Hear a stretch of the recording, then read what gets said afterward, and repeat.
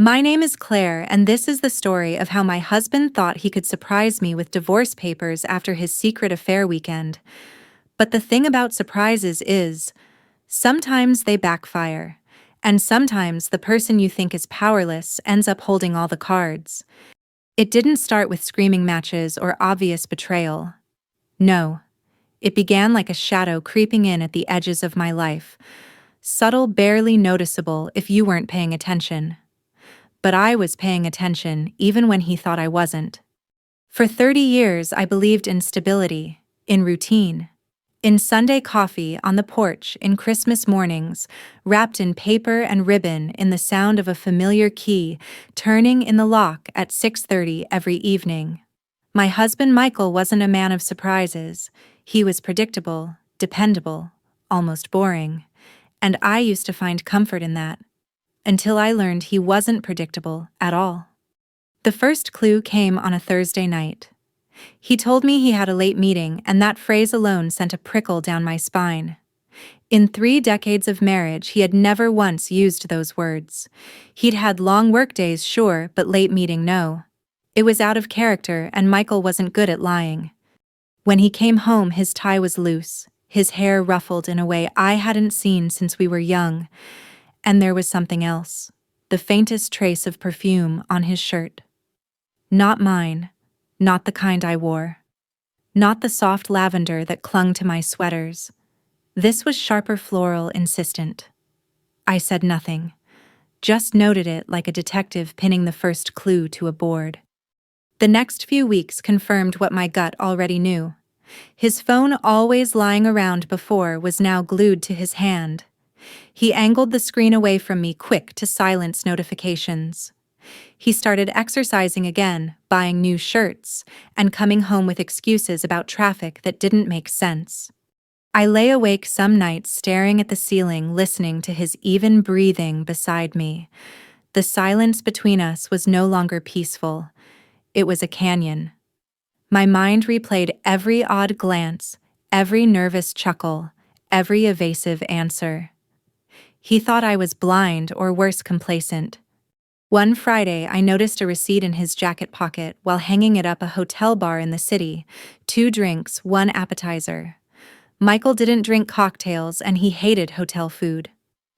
My hand trembled as I held the slip of paper, staring at his familiar signature at the bottom of the bill. I slipped it back into the pocket before he noticed. That weekend, he announced he had to attend a conference. His voice was casual, rehearsed, but his eyes avoided mine. I smiled faintly, hiding the storm brewing inside. Let him go, I thought. Let him believe I'm the dutiful wife who swallows excuses without question. But inside my heart ached. 30 years. 30 years of raising children, of building a home, of paying bills side by side. I remembered our first apartment with peeling wallpaper and a kitchen sink that never drained properly. I remembered the night he held my hand in the hospital when our son was born. I remembered the quiet comfort of movie nights, popcorn between us when life felt simple. And now, this. A man who couldn't even look me in the eye. I busied myself while he packed. He thought I wasn't watching, but I saw the careful folding of his shirts, the cologne he almost never wore, the smallest smile tugging at his lips, like a man who already had 1 foot out the door. "Don't wait up," he said lightly that Friday morning, pecking me on the cheek. His lips were cool, detached. "I won't," I answered softly, and I meant it. The door clicked shut behind him, and the silence in our home was deafening. For a long moment, I just stood there staring at the space he'd occupied, the faint scent of his cologne still hanging in the air. Then I sat down at the kitchen table, folded my hands, and whispered to no one, "If you think you're going to surprise me, Michael, you've got another thing coming." The truth was, I had already begun piecing it together. Bank statements with unusual withdrawals, credit card charges for restaurants we'd never visited, a hotel reservation email that popped up on our shared account before he quickly deleted it, not realizing I had already seen the subject line. And then the final straw, a voicemail he forgot to erase. A woman's voice, playful, whispering, "I can't wait for this weekend. Don't worry. She won't suspect a thing. The blood in my veins turned to ice. That was me. I sat there for hours that day, staring out the window, my hands clenched in my lap. The betrayal stung, yes, but underneath the hurt, something else was growing. Not despair, not helplessness. Something sharper. A resolve I hadn't felt in years. I made a pot of coffee, poured it into my favorite mug, and drank it slowly as the sun went down. The warmth steadied me. By the time the house was cloaked in night, my tears had dried. I wasn't going to beg or plead or fall apart. Michael thought he'd come home after his affair weekend with divorce papers ready to blindside me, but he didn't know me as well as he thought. 30 years teaches a woman many things: patience, strategy, the art of watching without being seen. I wasn't the woman he had underestimated. I was the woman who had just begun to plan. I didn't sleep much that weekend. Every time I tried to close my eyes, images flooded my mind. Michael's smirk as he packed the perfume that clung to his shirts, that woman's voice on the voicemail. I lay awake in the silence, staring at the ceiling fan as it spun slow, hypnotic circles, trying to decide if I wanted to cry or scream. In the end, I did neither. I just listened to the emptiness of the house and let the anger settle into something steady, something sharp. Saturday morning, I brewed coffee and sat at the kitchen table with my laptop open. My fingers hovered over the keys, hesitant as if hitting enter would make it all too real. But reality had already arrived at my doorstep. So I typed in his email password, the one he thought was clever, but hadn't changed in years. There it was. Confirmation. An entire thread of messages with a woman named Elena. Romantic, flirtatious, sloppy in their arrogance.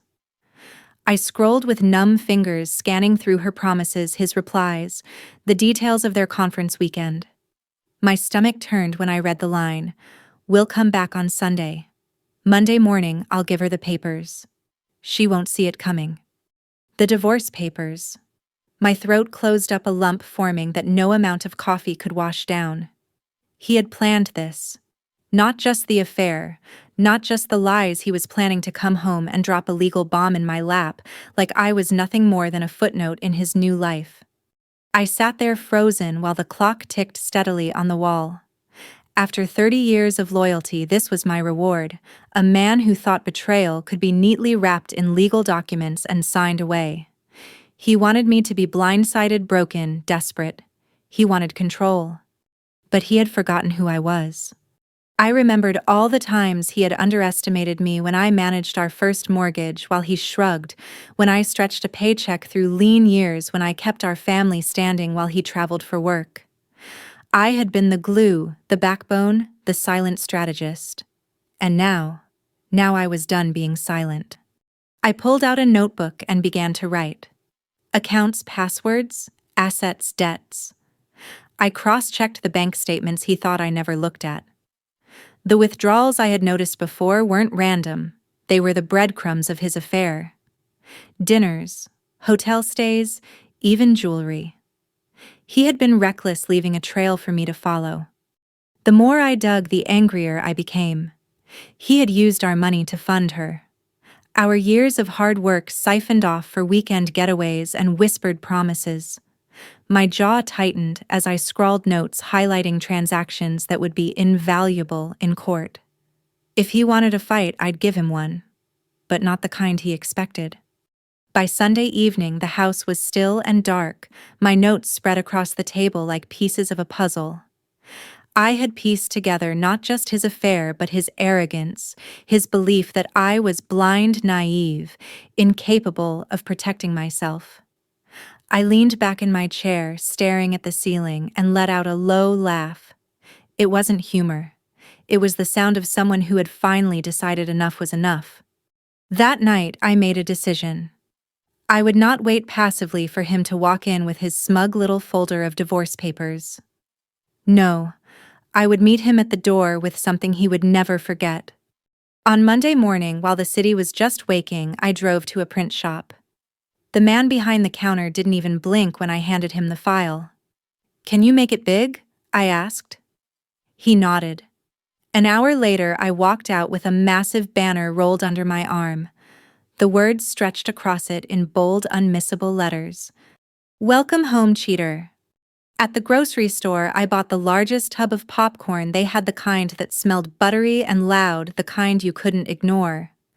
I smiled as I carried it to the car. This wasn't just about evidence or legal preparation anymore. This was about theater. About turning his surprise on its head. About showing him I wasn't a woman to be blindsided, I was a woman who could stage her own finale. Back home, I hung the banner across the living room where he couldn't miss it. The words glared down like a verdict. Then I set the popcorn on the coffee table, the absurdity of it making me grin. He'd walk in expecting me to be destroyed. Instead, he'd find me waiting calm, armed with snacks, ready to watch his world crumble.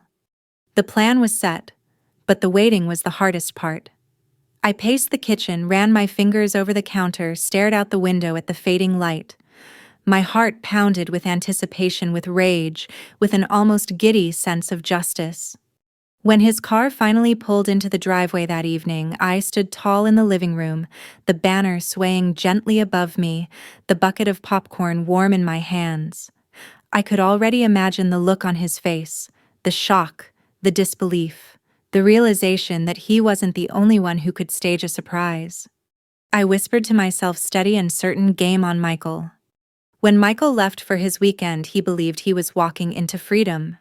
In his mind, he was a man who had finally broken free of a life he'd grown tired of, stepping boldly into the arms of someone new. He pictured himself coming home Monday morning, slipping a set of papers across the kitchen table, watching me unravel. He had already written the scene in his head. I would cry, plead, maybe even beg. He thought he knew me that well. But while he was sipping champagne with Elena, I was drafting a plan of my own. Saturday evening, I opened my laptop again, the glow of the screen casting a pale light across the kitchen. My notebook lay beside me, pages filled with scribbles, underlines, arrows connecting names and numbers. This wasn't just about revenge. It was about protection. If he wanted to walk away, fine, but he wasn't taking me down with him. The first step was financial. 30 years of marriage meant shared responsibilities, but it also meant vulnerabilities. I logged into our accounts, reviewing balances, transfers, investments. My fingers hovered over the keyboard, trembling only once before I steadied them. Then, with a deep breath, I began moving my personal assets into a trust under my name. My lawyer, Patricia, had advised me years ago to consider it just in case. I had shrugged it off then, thinking Michael and I were unshakable. But now, just in case had become right now. Each click of the mouse was like a nail in the coffin of the life we'd built together. Not because I was destroying it, but because he already had. I was simply salvaging what was mine. By midnight, the financial trap was set. If he tried to claim my accounts, he'd find nothing. If he wanted to argue about assets, he'd walk into a courtroom empty-handed. The second step was evidence. I spent Sunday morning combing through receipts, emails, screenshots of messages. Every piece of proof went into a neat folder on my desktop labeled D. It was clinical, detached, the way a surgeon might prepare instruments before an operation. Each receipt was a scalpel. Each email a pair of forceps. Together they would cut through every lie he'd rehearsed. I forwarded everything to Patricia, who responded within the hour, good. Hold on to this. Don't confront him yet. Let him hang himself first. I smiled at her words. Patricia understood me. She wasn't just my attorney. She was a quiet ally in this war I hadn't chosen, but was determined to win. That afternoon, I called the print shop. My voice was calm, casual, as if I were ordering balloons for a birthday party. Can you make a banner? I asked. Something large. Bold letters. The man on the other end didn't ask questions. By evening, the banner was ready.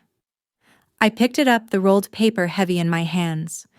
In the quiet of my living room, I unrolled it across the carpet. The words glared up at me, black ink against white fabric. Welcome home, cheater. I laughed, then really laughed.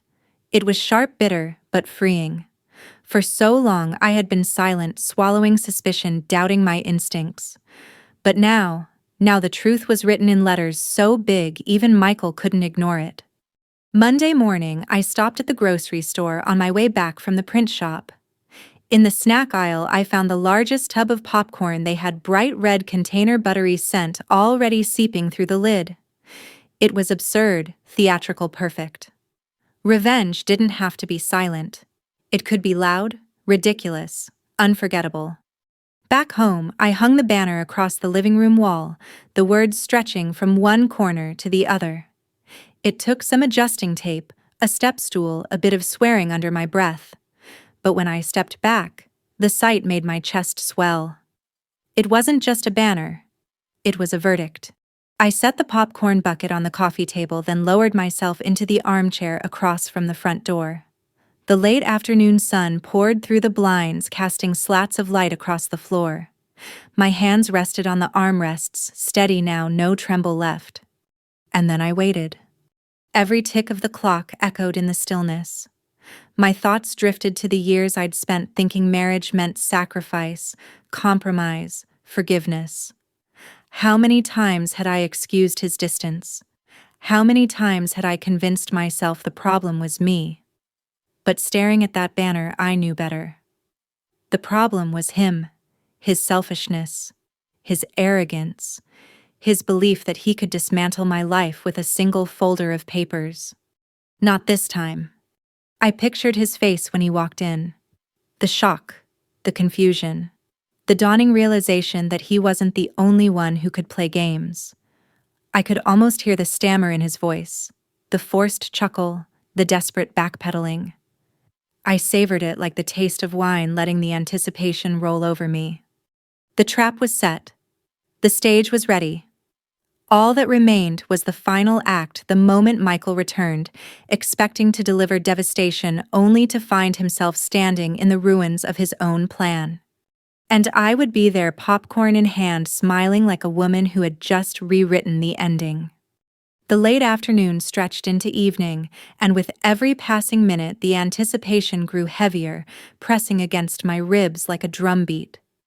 The banner hung proudly across the living room wall, stark black letters screaming the truth into the silence. Welcome home, cheater.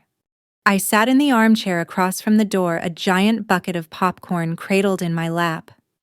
The smell of butter filled the air, almost comical in its cheerfulness compared to the storm brewing inside me. I picked up a single piece, crunched it between my teeth, and waited. Then I heard it.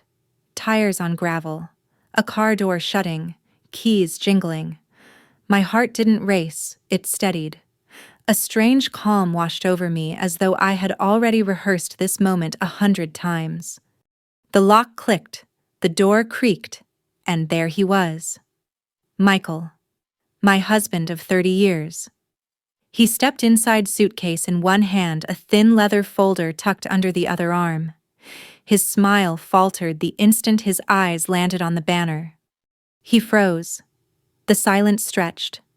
The only sound was the faint rustle as I reached into the bucket and pulled out another piece of popcorn. I popped it into my mouth, chewed slowly, deliberately, never taking my eyes off him. Welcome home, I said evenly. His jaw twitched. Claire, what the hell is this?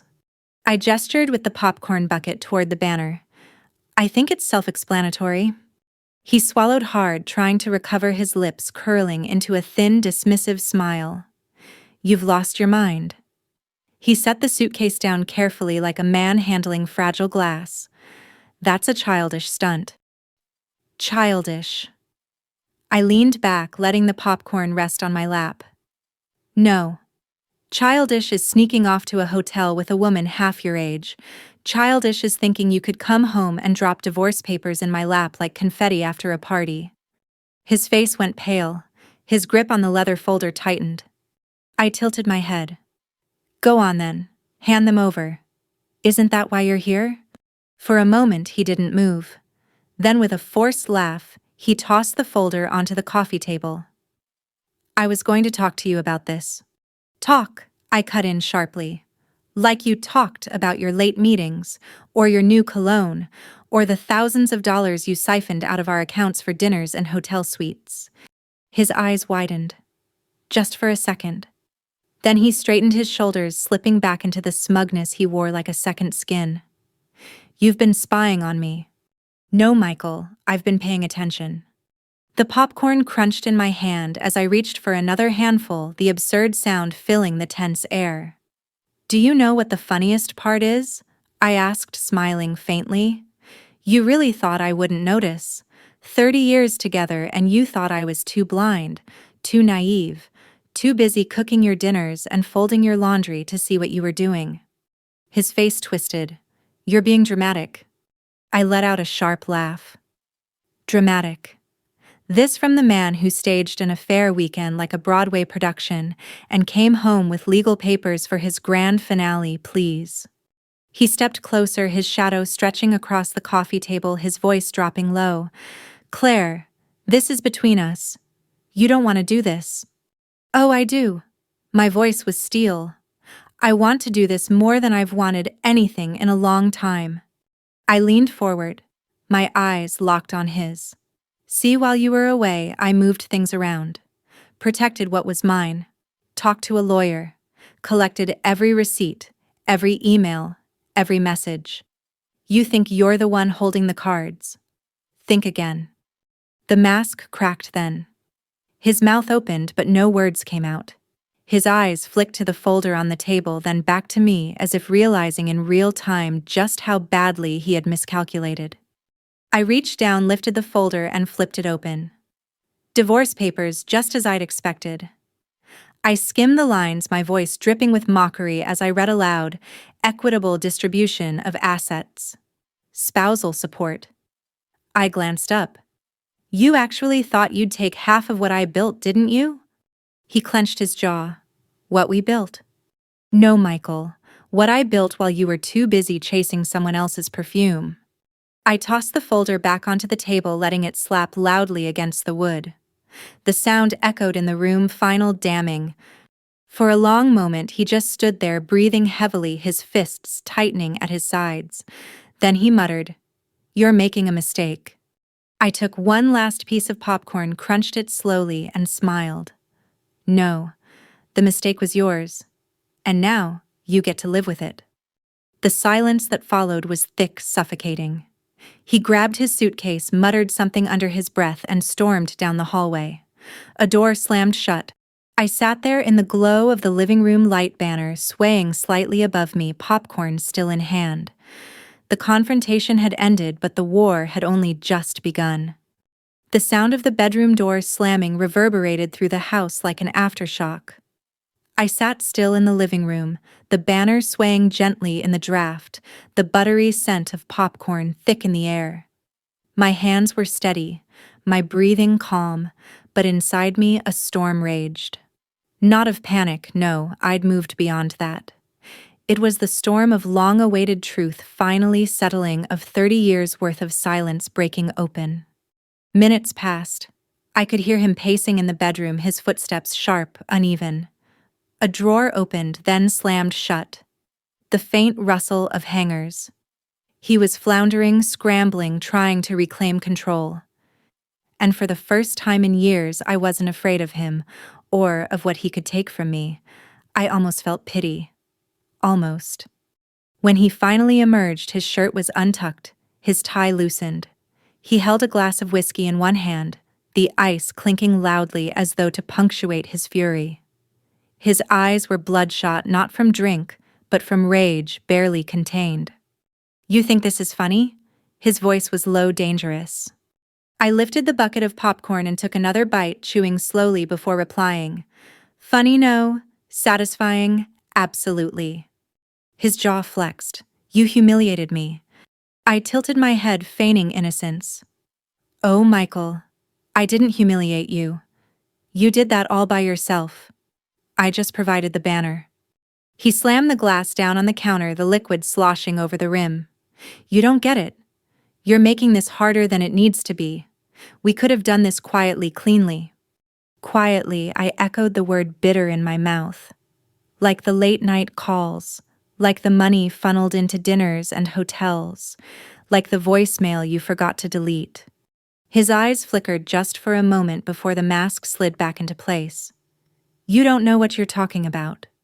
Oh, I know. I leaned forward, setting the popcorn aside. I know everything. And more importantly, so does my lawyer. That hit him. His face drained of color, his hand tightening around the counter's edge. You went to a lawyer. Of course I did. My voice was calm, measured. Did you really think I'd just sit here waiting for you to decide the fate of my life? I've already moved my assets, already filed for protection. The only one blindsided here is you. He let out a harsh laugh, though it sounded more like a bark of frustration. You think you're clever. But courts don't care about feelings, Claire. They care about facts. And the fact is, this marriage is over. You can't stop that. I smiled faintly. You're right. The marriage is over. But the difference is, I won't be the one crawling out of it empty-handed. For a moment the silence stretched between us, thick and unyielding. He stared at me, searching for weakness, for hesitation, but I gave him nothing. Just calm, steady defiance. Finally, he stepped closer, lowering his voice to a hiss. You don't want to fight me. I rose slowly from the chair, closing the distance just enough so he could see the steel in my eyes. I already am. His nostrils flared, his chest rising and falling in sharp bursts. Then he spun on his heel, muttering curses under his breath, and stormed toward the hallway. A moment later, the bedroom door slammed again. I stood there in the stillness, my heart pounding, not from fear, but from adrenaline, from the intoxicating rush of finally standing my ground. Later that night, as I lay in bed, the house silent around me, I thought about the years I had spent accommodating him. How many times I had lowered my voice to keep the peace, swallowed my anger to avoid a fight, brushed off his coldness to keep our family together. And now, with one banner and a bucket of popcorn, I had shattered the illusion he had crafted so carefully. He thought he was the director of this story, the one holding the script. But I had flipped it, and he hated it. The next morning, he acted as if nothing had happened. He made coffee, whistled faintly, even asked if I wanted toast. The performance was almost laughable, but the way his eyes lingered on me, sharp and watchful, told me everything I needed to know. He was recalculating, adjusting his game plan. Sleep well? He asked, his tone falsely casual. I stirred cream into my coffee, the spoon clinking softly against the mug. Better than I have in weeks. He didn't reply, just tightened his jaw and sipped his coffee, his eyes never leaving mine. The war wasn't over. It was only beginning. But he had already lost the element of surprise, and that I knew was the greatest advantage I could ever have.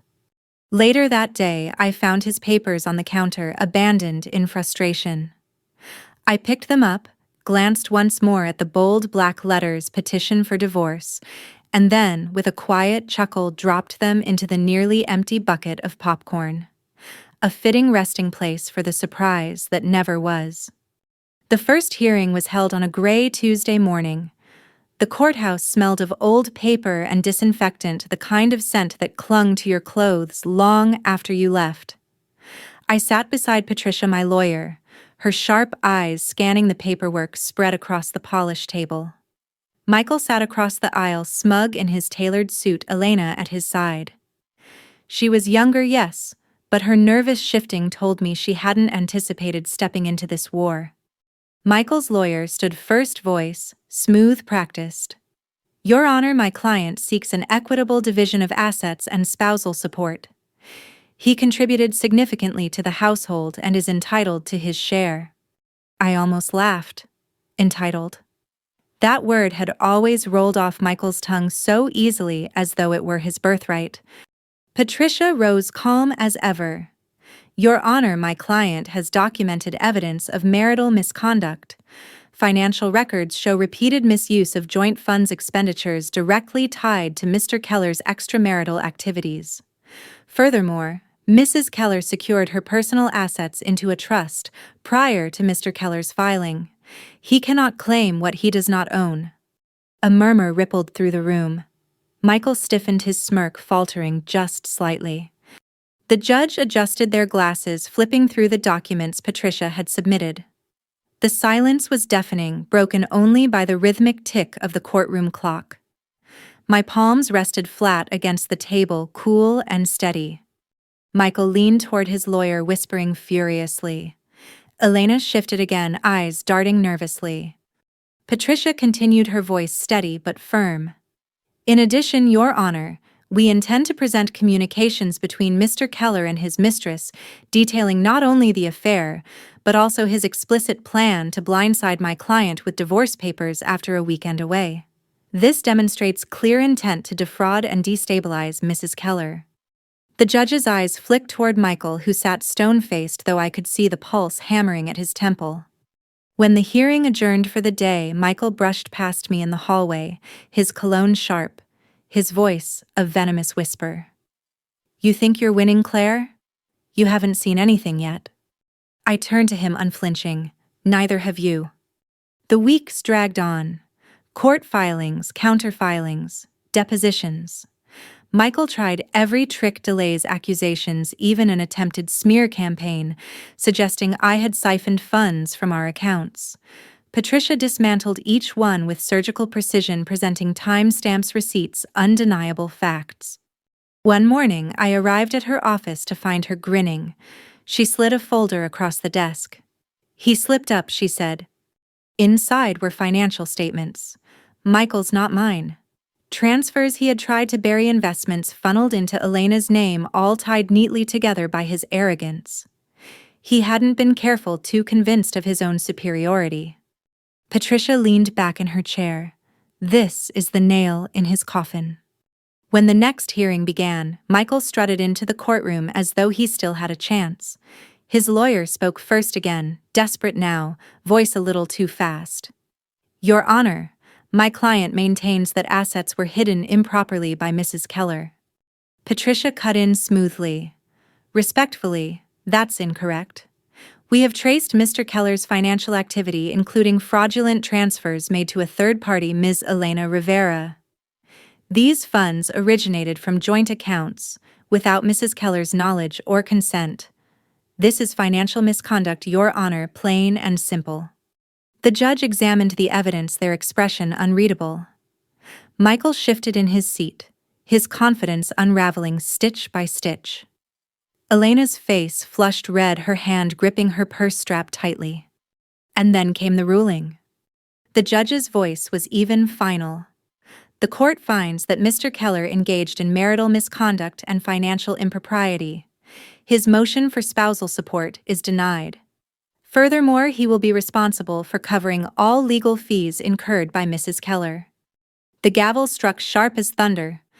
I exhaled, the sound shaky but triumphant. Months of preparation, nights of quiet rage, every ounce of restraint, it had all led to this. Michael sat frozen, his knuckles white against the armrests. Elena leaned in, whispering something urgent, but he didn't respond. His face was blank, unreadable, but his eyes burned with a fury that had nothing left to cling to. Outside the courthouse, Patricia clapped me on the shoulder. "That's a clean win.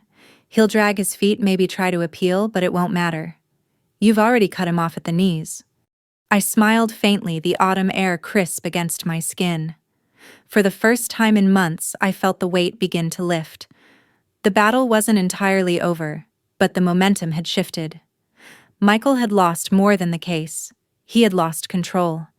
And I had gained something far more valuable: clarity. That evening, I returned home to the banner still folded neatly in the closet and the empty popcorn tub tucked away on the shelf. Symbols of the night, everything had changed. I poured myself a glass of wine, stepped out onto the balcony, and let the city lights wash over me. The war had tested me, threatened to break me. But instead, it revealed something Michael had never understood. My strength didn't come from him.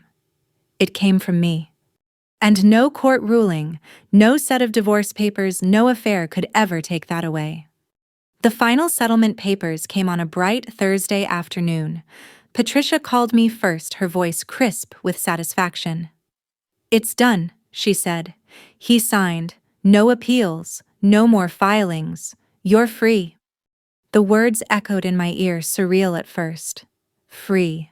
For months, my life had been consumed by hearings, accusations, sleepless nights, and the gnawing ache of betrayal. Now, in one phone call, it was over. When I hung up, I sat in the quiet of the kitchen staring at the envelope Patricia had messengered over. My fingers lingered on the flap before I finally tore it open. The papers slid out heavy with ink and signatures. The judge's stamp sat clean and final at the bottom.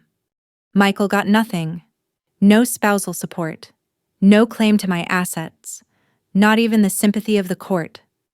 All that careful scheming, all those whispered promises to Elena, all the arrogance, it had evaporated in the face of truth. He was left with nothing but his bitterness, while I was left with everything that mattered: my dignity, my future, my peace. I laughed softly at first, then louder, until tears blurred my vision. Not tears of sorrow, but of release. For the first time in 30 years, I felt the ground under my feet was entirely my own. That evening, my daughter insisted on a celebration. She and my sister showed up at my door with champagne takeout and grins that mirrored my own. "You did it," my daughter whispered, hugging me tightly. "You really did it." We strung the banner across the living room one last time. "Welcome home, cheater." Only this time, the words made us laugh until our sides ached. My sister plopped the giant popcorn tub on the coffee table, refilled with buttery kernels, and raised her glass. "To freedom," she declared. "To never letting anyone outsmart us again," my daughter added, clinking her glass against mine. We toasted, we laughed, we reminisced. The house that had once felt suffocating was filled with warmth again, with voices that lifted me instead of weighing me down. Later that night, after the dishes were cleared and the laughter faded into quiet, I stepped out onto the balcony alone. The Chicago skyline stretched before me, the lights glittering like scattered jewels. I breathed in the cool night air, my chest rising and falling with ease. I thought about the woman I had been when this all began, the one who lay awake in bed, doubting her instincts, swallowing her suspicions. The woman who thought 30 years of marriage meant permanence. That woman was gone. In her place stood someone sharper, steadier, unafraid. I lost things along the way. Trust. Illusions. The version of love I had clung to for so long. But what I gained was more important: clarity. Control. Strength I didn't know I possessed until I was forced to summon it. My phone buzzed on the table beside me. An unknown number. I didn't hesitate. I hit block and set it back down. The past no longer had permission to reach me. Instead, I opened a blank document on my laptop. A new story. My story. This time, no one else would write the ending. I sipped my wine and whispered into the night.